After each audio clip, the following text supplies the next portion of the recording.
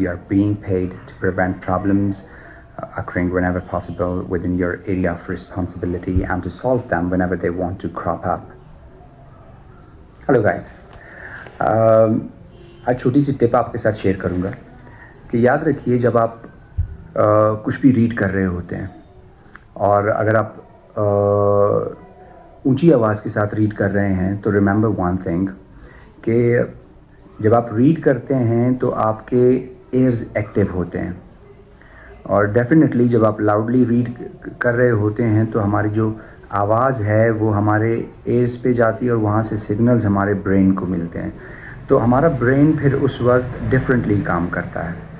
अब वो क्या है उसको थोड़ा सा समझते हैं कि जब हम लाउडली रीड कर रहे होते हैं तो हमारे कान एक्टिवली उस चीज़ को सुन रहे होते हैं और उसी तरह वो मैसेज ब्रेन को दे रहे होते हैं। तो यहाँ पे हमारा ब्रेन मोर फोकस्ड हो जाता है कि हमारे जो वर्ड्स हैं वो हम क्या बोल रहे हैं, हमारे वर्ड्स की प्रोनाउंसिएशन ठीक है या नहीं है, तो हमारा ब्रेन उस चीज़ पे फोकस्ड हो जाता है।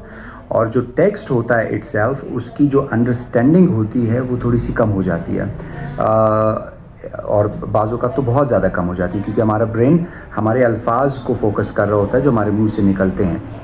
चूँकि ये हमारी नेटिव लैंग्वेज नहीं है, we are not native speakers of English language, तो इस वजह से हमारा ब्रेन उन अल्फाज को कैच करके उनकी प्रोनाउंसिएशन को ज़्यादा फोकस करने में लग जाता है, जिससे टेक्स्ट की अंडरस्टैंडिंग कम हो जाती है। तो यहाँ पे मैं रेकमेंड करूँगा कि जब भी आप कोई भी चीज़ पढ़ रहे हैं तो मेक श्योर कि आपकी जो रीडिंग होनी चाहिए वो साइलेंट रीडिंग होनी चाहिए, वो लाउड रीडिंग नहीं होनी चाहिए। तो दोस्तों इसमें कंसिडर करने वाली दो चीज़ें हैं।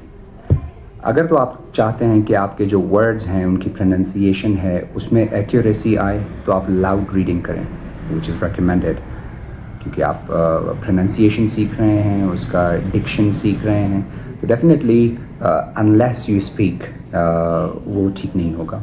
तो आपको बोल के उसको ठीक करना है।